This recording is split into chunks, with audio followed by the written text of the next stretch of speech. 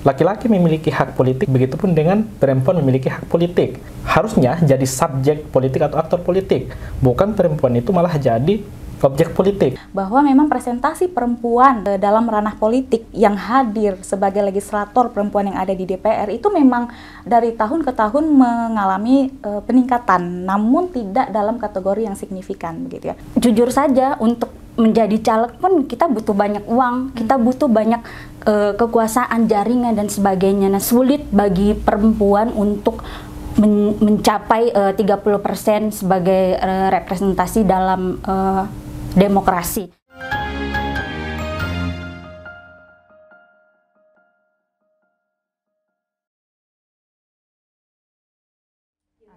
Halo sahabat Parwa, jumpa lagi bersama kita Parwa Institute dalam ruang temu bicara semaunya, bicara semuanya. Malam hari ini kita akan berbicara terkait perempuan dan demokrasi. Kali ini saya sudah ditemani bersama dua orang narasumber.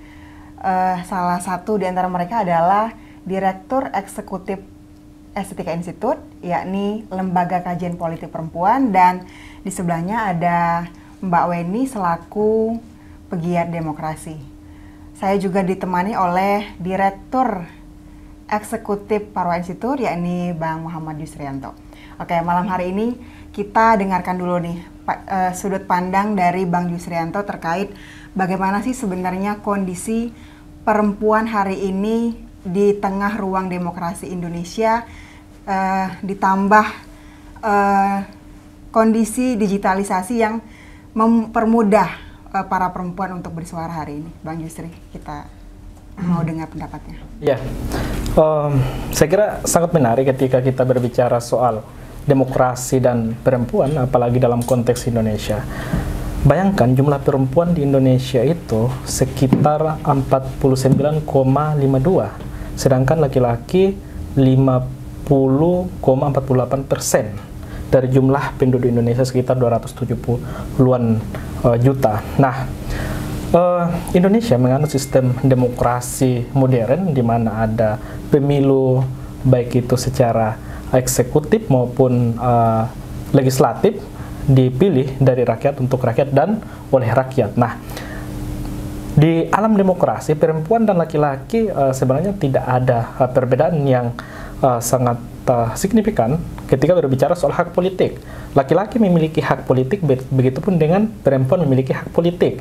Artinya laki-laki dan perempuan harusnya jadi subjek politik atau aktor politik, bukan perempuan itu malah jadi objek politik. Nah, di Indonesia sendiri saya lihat perkembangan hari ini saya melihat cukup menarik dan perlu kita diskusikan sejauh mana partisipasi politik bagi perempuan di Indonesia sampai hari ini. Nah, oke. Saya potong sedikit. Kalau kategori misalkan rendah, sedang, atau sudah tinggi, perempuan Indonesia saat ini Bang Yusri melihatnya di posisi mana? Kalau menurut saya masih menuju ke sedang. Kalau bicara, iya menuju ke sedang. Kalau bicara soal partisipasi politik kaum perempuan selama beberapa pemilu pasca reformasi.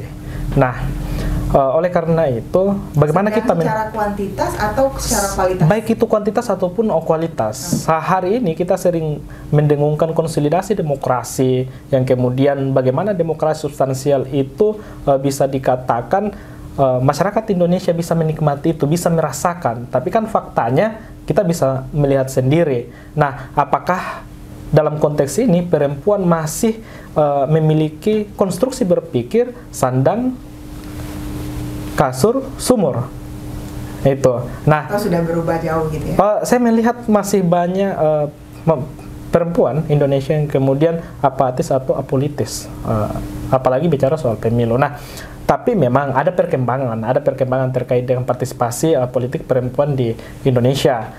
Mulai misalnya ada emak-emak, kemudian ada generasi muda. Apakah mereka punya komunitas yang kemudian karena suka sama salah satu tokoh, makanya mereka memperjuangkan untuk apakah jadi kepala daerah ataupun jadi presiden. Nah, saya kira itu. Tahan dulu Bang Yusri. Kalau Mbak Estetika melihatnya tadi Bang Yusri sebut bahwa partisipasi perempuan dalam politik di Indonesia tuh masih kategori menuju sedang, bahkan sikapnya pun masih disebut apatis. Terhadap dunia politik. Nah, kalau dari kajian dari Lembaga Estetika Institute melihat dari perjalanan perempuan Indonesia mulai dari zaman era Soeharto yang demokrasinya setengah-setengah sampai ke demokrasi yang sudah reformasi sudah berjalan 20 tahun ini, sejauh mana perubahannya? Oke, baik, sebelum kita bicara soal sejauh mana nih ya representasi partisipasi politik dalam ranah perempuan dalam ranah politik, demokrasi dan lain sebagainya, sebetulnya kita harus memahami dulu bahwa demokrasi itu, betul kata Bang Gus, bahwa ya demokrasi itu adalah sebuah sistem sebuah sistem bentuk pemerintahan di Indonesia, yakni melibatkan seluruh masyarakat yang ada di Indonesia, ya baik laki-laki dan maupun itu perempuan, seperti itu. Lagi juga demokrasi yang dipahami di Indonesia ini yakni prosesnya ya seperti yang kita sering dengar itu istilahnya, yakni dari rakyat, untuk rakyat dan oleh rakyat, seperti itu. Namun dalam proses demokratisasi Indonesia sejak ya pasca reformasi 1998 begitu ya, sampai saat ini sebetulnya pasca reformasi itu sendiri itu akses sudah dibuka. Kita perempuan sudah diberikan akses untuk terlibat aktif dalam proses-proses politik dan demokrasi di Indonesia begitu ya. Dan kita lihat hari ini dan kita juga bisa menilik dari beberapa tahun ke belakang hingga saat ini begitu ya, bahwa memang presentasi perempuan dalam ranah politik yang hadir sebagai legislator perempuan yang ada di DPR itu memang dari tahun ke tahun mengalami peningkatan, namun tidak dalam kategori yang signifikan begitu ya. Dari tahun 1999 seperti itu ya, angkanya masih di 9%. Lalu ketika pemilu lagi, pemilihan caleg lagi begitu ya, di tahun 2014 itu mengalami peningkatan ya sekitar 15% kalau nggak salah ya, kalau nggak salah saya baca datanya begitu. Kemudian di 2019 lalu hanya pada persentasi 20,5% jumlah legislator perempuan yang duduk di DPR Senayan hari ini, seperti itu. Lagi-lagi ini belum memenuhi kuota afirmasi yang diberikan oleh ya sistem demokrasi Indonesia, yakni 30% afirmasi kepada perempuan yang hadir dalam partai politik, seperti itu. Nah, mengapa demikian? Proses demokrasi yang sudah sebetulnya memberikan ruang kepada perempuan ya, mengapa demikian juga perempuan masih belum memenuhi kuota tersebut? Ya artinya sebetulnya perempuan ada problem, kemudian adanya tantangan ya, tantangan baik itu supply maupun demand-nya seperti apa dalam proses demokrasi ini. Kita tahu bahwa ya tidak melulu persoalan perempuan dalam proses demokrasi ini adalah perempuan yang terlibat dalam partai politik. Sebetulnya tidak hanya di partai politik aja proses demokrasi perempuan itu, begitu Kurnia. Jadi ya kurang lebih seperti itulah. Paling tidak sudah ada kemajuan yang menanjak dari angka sebelumnya tahun 1999. Ya, dan menariknya nanti di 2024 entah pemilunya nanti bakal ditunda atau gimana nih Mas Gus, nanti bisa dipaparkan ya. Ya betul. Kita perempuan ini sangat memantau begitu ya, mengamati perkembangan, dan kita justru mensurvei begitu ya, melakukan ya. Sepakat. Apa yang sepakat? Ditunda atau tergantung. Karena pegiat demokrasi pasti sudah sangat terlibat, mungkin enggak gitu ya. Ya kalau misalkan sepakat atau tidak ya kita lihat apa yang menjadi kebutuhan bisa disepakati atau tidak. Sebenarnya lebih baik ke situ aja lagi ya. Kebutuhan siapa nih? Kita bisa lihat di kebutuhan siapa. Menjawab kebutuhan masyarakat terhadap kebijakan ya, gitu. Betul, memang. Apakah memang cukup menjawab? Sampai hari ini juga begitu kan, kita masih kayak melakukan survei kepada jumlah perempuan yang ingin, jangankan yang terlibat aktif dalam proses demokrasi ya, seperti kayak yang mau berpartisipasi di penyelenggaraan pemilu juga presentasinya seperti apa. Itu juga kita terus melakukan ya survei-survei, kemudian tulisan-tulisan yang bisa mendorong itulah ibarat ya, wacana-wacana itu begitu. Kalau dari Mbak Weni sendiri melihat partisipasi perempuan tadi sudah disampaikan Kak Estetika ada sekarang 21%-an yang terlibat di legislatif. Tentu kita berharap mereka itu mewakili suara perempuan di parlemen. Mbak ini melihatnya apakah mereka sebenarnya sudah merepresentasikan keinginan perempuan saat ini atau bagaimana, Mbak? Jadi saya mau melihat secara big picture-nya dulu ya. Jadi Indonesia ini sebenarnya salah satu leading role dalam demokrasi di antara negara-negara lain. Cuma sayangnya mungkin agak-agak paradoks yang ada di sistem demokrasi ini karena adanya sistem elektoral. Nah, sistem elektoral ini membutuhkan dana dan kekuasaan yang banyak, sementara perempuan itu kurang akses di ranah tersebut. Ya, jujur saja untuk menjadi caleg pun kita butuh banyak uang, kita butuh banyak kekuasaan, jaringan dan sebagainya. Nah, sementara mungkin kalau mau dilihat mungkin akan jauh lebih. Mungkin kita harus detail membahas soal perempuan dalam kemiskinan struktural kayak begitu. Jadi menurut aku tuh agak-agak sulit bagi perempuan untuk mencapai 30% sebagai representasi dalam demokrasi.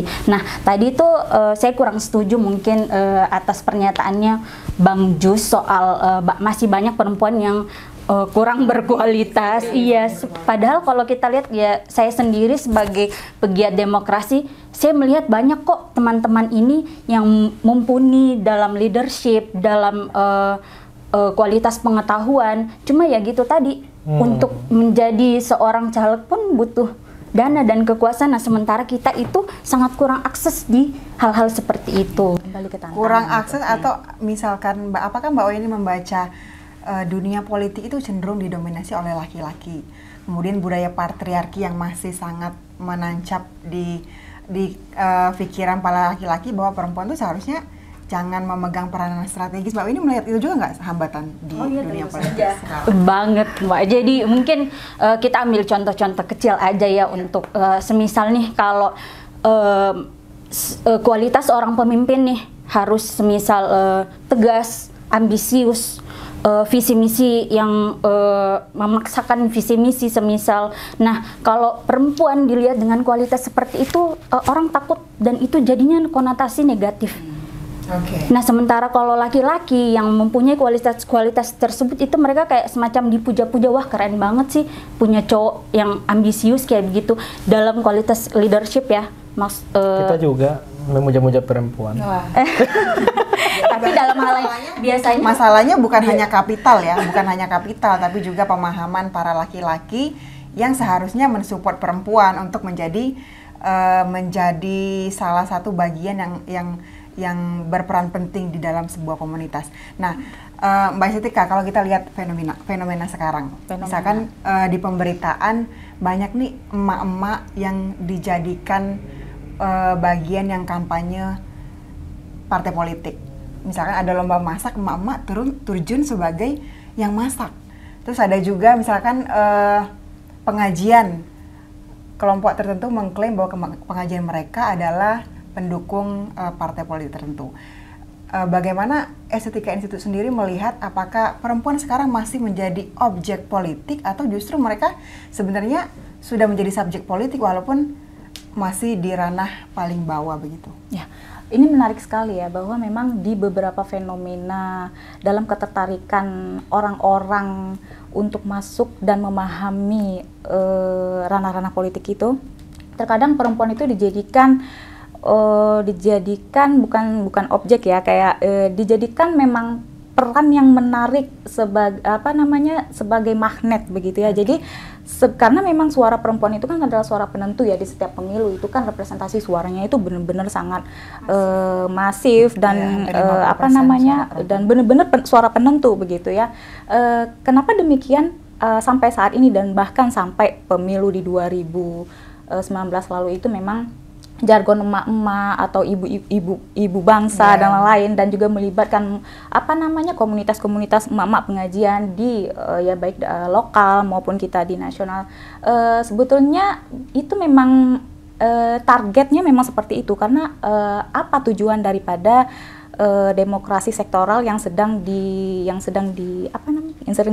dibawa lah oleh masing-masing kepentingan seperti itu ya, karena memang contohnya memang ya tidak bisa kita pungkiri juga memang kalau perempuan ini sudah bergerak itu secara masif itu memang pengaruhnya luar biasa nggak sih Mbak Weni begitu ya. Jadi pengaruh perempuan itu memang luar biasa begitu ya. Jadi sebagai objek itu tidak dikatakan demikian, namun juga bisa dikatakan bahwa sebagai alat penarik pun juga demikian, Mbak Kurnia. Karena gini, Mbak, perempuan itu instrumen yang paling efektif dalam wilayah diplomasi itu adalah perempuan. Kalau katanya Margentau ya di Politik Among Nation ya seperti itu.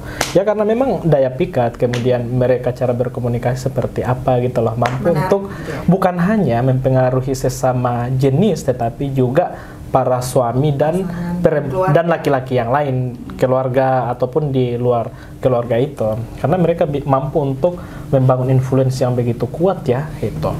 Nah apalagi misalnya kita bicara 2019, jadi gerakan emak-emak itu cukup masif di 2019. Untuk 2024 ini saya belum terlalu paham, mungkin nanti Estetika Institut bisa untuk bisa untuk menjelaskan soal apakah lebih masif dibandingkan dengan 2019.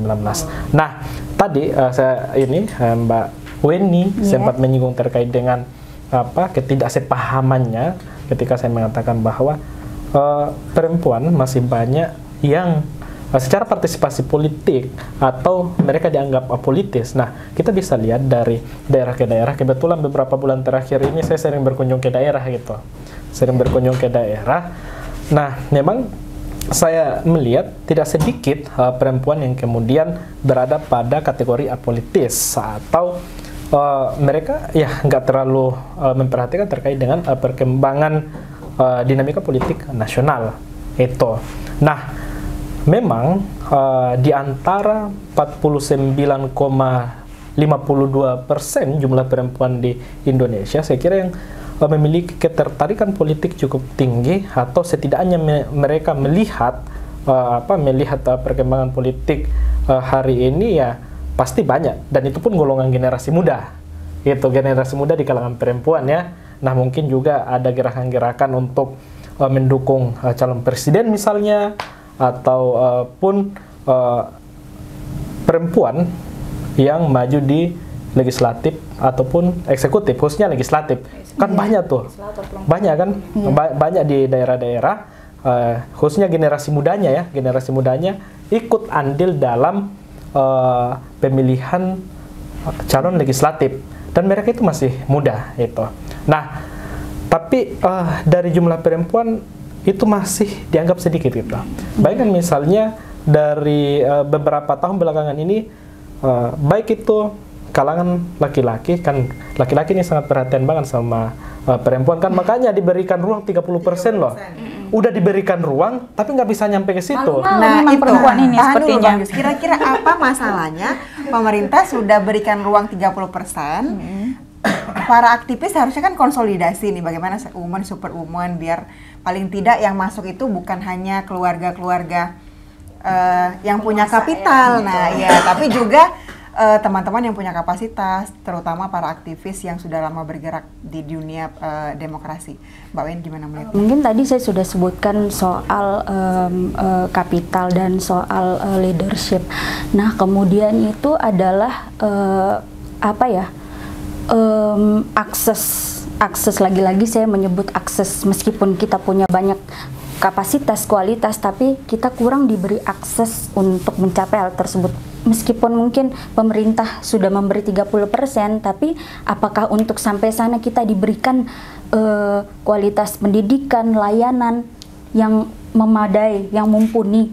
Jadi meskipun pemerintah memberikan kuota 30%, tapi apakah untuk untuk mengisi itu, apakah pemerintah juga menyediakan fasilitas yang memadai, yang mumpuni untuk perempuan mengisi kuota tersebut? Nah, pertama semisal akses pendidikan atau akses finansial pekerjaan. Jadi kalau mau dirata-ratakan ya, 100 perempuan di Indonesia itu hanya sekitar 51 sampai 53 yang masuk usia kerja. Sedangkan laki-laki itu dari 100 ada 80-an lebih yang masuk di angkatan kerja. Nah, selain itu, kalaupun mereka perempuan ini masuk di angkatan kerja, gaji mereka lebih rendah daripada laki-laki. Itu dari sisi finansial. Nah, kemudian trust dari partai ini, apakah partai mau kalau mereka dipimpin oleh perempuan? Iya, maulah kayak Megawati. Iya, itu cuma satu. Dan itu pun karena dia wanita emas. Dia pemilik kapital, Mas. Dia adalah keturunan yang pemilik si partai. Coba, trust itu penting karena pada saat ini kita tidak bisa memungkiri laki-laki itu masih gengsi untuk dipimpin oleh perempuan. Jadi itu mungkin beberapa hal yang menghambat kita untuk mencapai kuota 30% itu. Kemudian untuk aktivisme perempuan, mungkin saat ini kita sudah banyak yang melihat gerakan-gerakan aktivisme perempuan selain selain Komnas HAM atau perempuan kayak gitu. Mungkin yang paling dekat yang kemarin hari Minggu ini ada Women's March. Jadi perempuan itu banyak berkumpul mengadakan march untuk menyuarakan pendapat-pendapat mereka tentang apa-apa yang harus dibenahi di negara kita. Selain itu mungkin kita menyerempet soal RUU PKS atau RUU PRT yang selama ini masih menjadi berkelindan di DPR, dan itu memang banyak sekali aktivis-aktivis perempuan yang masih mencoba untuk mengesahkan undang-undang ini.